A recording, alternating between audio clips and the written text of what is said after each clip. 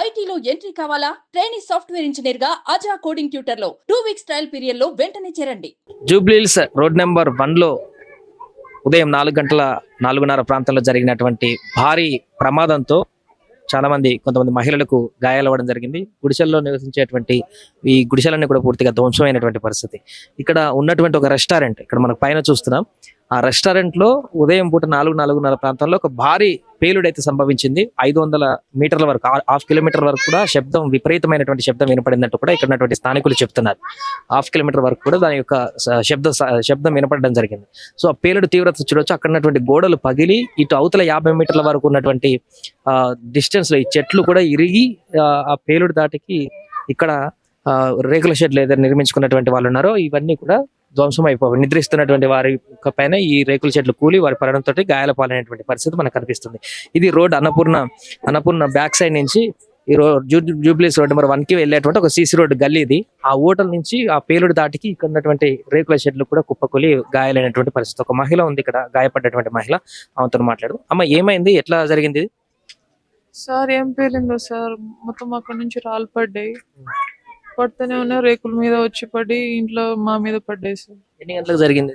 4:30 ప్రాంతంలో సార్ పడి దెబ్బలు తాగినాయి. పిల్లలకి కాపాడే ఇట్లా పట్టుకునే టైంలో నాకు వచ్చి పైనుంచి పడుతూనే ఉన్నాయి సార్ నాన్ స్టాప్.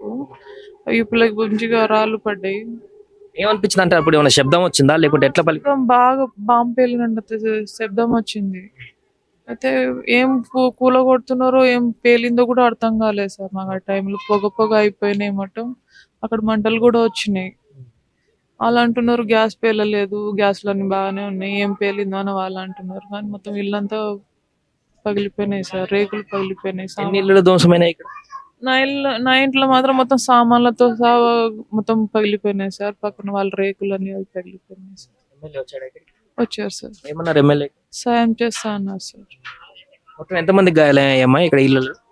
మా పిల్లలు కొంచెం గుద్దుకున్నాయి సార్, నాకే కొంచెం నెత్తి పగిలింది. వాళ్ళకి రేకులు సామాన్లు అవి అంతే సార్, గాయాలేం కాలే. వాళ్ళు ఏమైనా చెప్పారా ఏమైంది పేలుడు? హోటల్ తరపు నుంచి ఎవరు రాలేదు సార్. ఇంకా హోటల్ తరపు నుంచి ఏమైందమ్మా అని కూడా అడగలే, ఏం చేయలే. వాళ్ళు ఇంకా లోపలికి వచ్చిన వాళ్ళకు కూడా రానిస్తలేదు, మీకెందుకు అన్నట్టు చెప్తున్నారు సార్. లోపల ఉన్న వాళ్ళు ఏం గ్యాసులు అయితే 40 గ్యాసులు సిలిండర్ ఎట్లున్నాయి అట్లనే ఉన్నాయి, కానీ గ్యాస్ కాదు అవి అని చెప్తున్నారు సార్. మరి ఏం పేలిందో అర్థం కాలేదు సార్. ఆ పేలుడుతో అన్ని సామాన్లు, ఆ రాళ్ళు అన్ని ఇక్కడ గుద్దుకుని వాళ్ళ కిచెన్ టైల్స్ రాళ్ళు సార్ అవి. వాళ్ళ కిచెన్ టైల్స్ అంత దూరం నుంచి ఇక్కడ పడ్డాయి. ఐరన్ రాడ్ వాళ్ళకి సపోర్ట్, అవి రేకులకు సపోర్ట్ చేస్తారు వాళ్ళు ఎల్డింగ్ చేసి, అది కూడా ఇరిగి ఇక్కడ పడ్డది సార్ రేకులు. ఇప్పుడు లోపల పడ్డాయి రాళ్ళు. దీంట్లో చూడొచ్చు ఈ రాళ్ళన్నీ వీళ్ళు పడుకున్నటువంటి బెడ్, ఆ పైన రేకులు హోల్ పడింది, పైనుంచి రాళ్ళు పడి కింద ఈ బెడ్ల పైన మొత్తం రాళ్ళు పడ్డటువంటి పరిస్థితి మనం చూస్తున్నాం. ఇట్లా నిద్రిస్తున్నటువంటి సమయం కాబట్టి 4:30 ఈ రాళ్ళన్నీ కూడా హోటల్ నుంచి పడ్డాయి అంటూ చెప్తున్నారు. ఈ టైల్స్ ఇవి హోటల్లో ఉండేటువంటి, ఆ గోడకు ఉండేటువంటి టైల్స్. డైరెక్ట్ అక్కడి నుంచి 4:30 ప్రాంతంలో పెద్ద పెద్ద బండరాళ్ళు ఈ రేకుల షెడ్ ఒకసారి పైన చూడొచ్చు, మొత్తం హోల్ పడిపోయింది. అక్కడి నుంచి పైనుంచి పడుకున్న సమయంలో ఈ కుప్పగోలి వీళ్ళ మీద పడ్డాయి. దీంతోనే తీవ్ర గాయాల పాలయ్యారు మహిళలు అంటూ కూడా చెప్తున్నారు.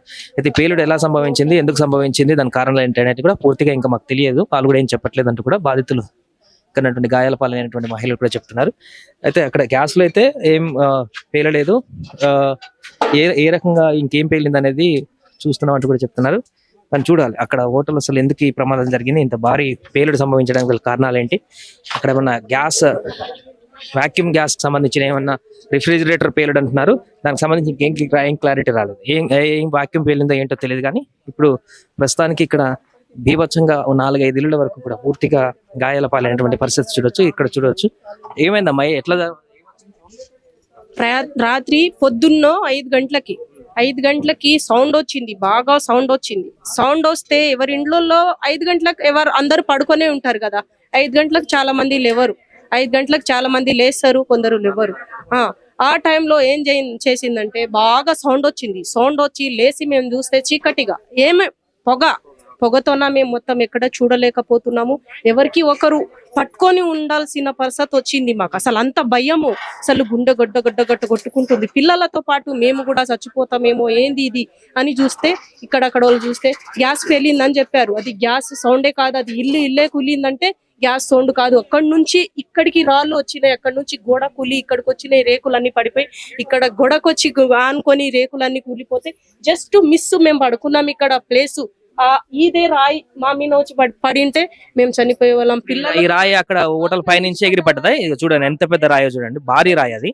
ఎగిరి వీళ్ళ రేకుల మీద నుంచి ఇక్కడ పడుకోవడానికి కొద్దిగా ముందు పడినటువంటి పరిస్థితి. ఒకవేళ అది కనుక బెడ్ మీద పడితే చాలా తీవ్రమైనటువంటి పరిస్థితి ఉండేది, మొత్తం అందరం ప్రాణాలు పోయేటువంటి పరిస్థితి ఉంది. ఎంతమంది ఉంటారమ్మా ఇక్కడ? ఇద్దరం ఉంటాం. ఏం చెప్పారు, న్యాయం చేస్తామని చెప్పారు ఎమ్మెల్యే, మంచిగా చేస్తాం, మీకు న్యాయం చేసి న్యాయం ఏమన్నా నష్టభాగాలు నింపిస్తామని చెప్పారు. మేము లేబర్ అడ్డ మీద పని చేస్తాం, లేబర్ అడ్డ మీద రోజుకి రోజు చేస్తే గానీ గడవని పరిస్థితి మాది. చిన్న చిన్న పిల్లలు నిద్రలో ఉన్నారని సరిపోయింది, నిద్రలో లేకపోతే పిల్లలు 4 గంటలకి లేస్తారు. పిల్లలకు ప్రమాదం అయిపోతుండే, పిల్లలకు మంచిగా కాకుండా మాకు దెబ్బలు తలగకుండా అయింది, మాకు మేలైపోయింది. చాలా వరకు మేము చాలా మందికి తలిగింది, దెబ్బలు తలిగింది, చావలేరు కదా, దెబ్బలైతే తలిగింది. మంచిగా చేపించుకుంటాం దెబ్బలకు, కానీ మాకు నష్టం కాకుండా ఏదైనా న్యాయం జరిగేటట్లు చూడండి అని ఎమ్మెల్యే గారికి చెప్తే సరేమని చెప్పారు.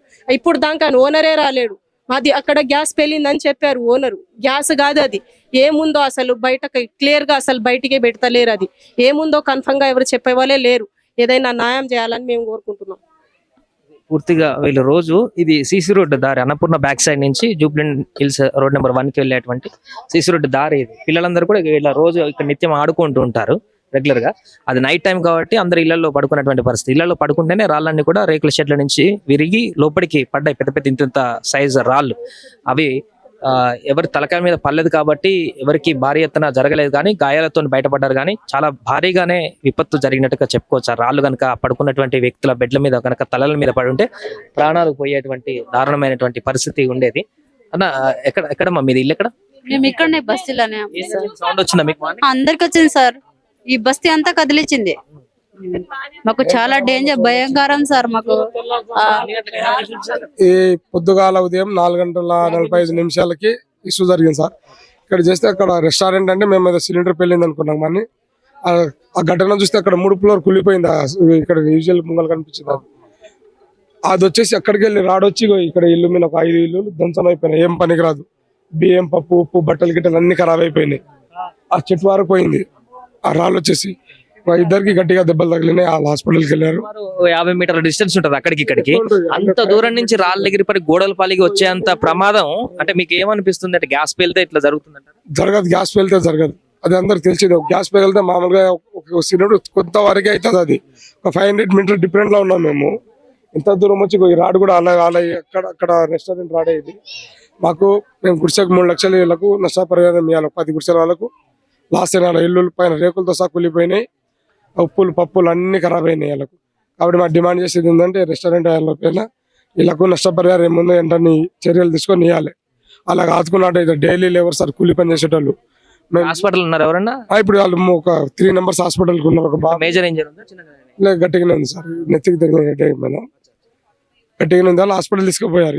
ఇంకా డీటెయిల్ రాలేదు మనకు. ఇంకా అది సిటీ స్కానింగ్ మేము తీయాలంటే బాడీ మొత్తం, అది పైసలు కూడా లేదు. ఒక 200-300 ఇట్లా కలెక్ట్ చేసి ఇచ్చాము. ఇలా వెంటనే ఆదుకొని ఇలా కుటుంబానికి 3 లక్షల నష్టపరిహారం ఇవ్వాలి. రెండోది ఇలా ఇప్పుడు కట్టుకుని కూడా జాగలేదు. ఇప్పుడు చూడు ఎట్లా ఇస్తేనే వాళ్ళు కట్టుకుంటారు అన్నట్టు. 9 గుడిసెలకు నష్టమైంది. 9 గుడిసెలకు వాళ్ళకి ఆదుకోవాలి. వాళ్ళ ఫ్యామిలీకి పోలీస్ డిపార్ట్మెంట్ కూడా రిక్వెస్ట్ చేసేది సార్ మేము. వాళ్ళకు డైలీ వర్కర్స్ కాబట్టి వాళ్ళకి కొద్దిగా ఇబ్బంది పడకుండా వాళ్ళకి వెంటనే సాల్వ్ చేయాలని చెప్పి నేను రిక్వెస్ట్ చేస్తున్నాను. మొత్తానికి ఉదయం నిద్రలో 4:30 ప్రాంతాల్లో జరిగినటువంటి భారీ ప్రమాదంతో ఒక్కసారిగా గుడిసెలలో ఉండేటువంటి కుటుంబాలు అయితే తీవ్ర భయాందోళనకు గురైనటువంటి పరిస్థితి. చాలా మందికి గాయాలతోటి, కొంతమంది హాస్పిటల్ ఉన్నారు, కొంతమంది గాయాలతోటి ఇక్కడే ఉన్నారు.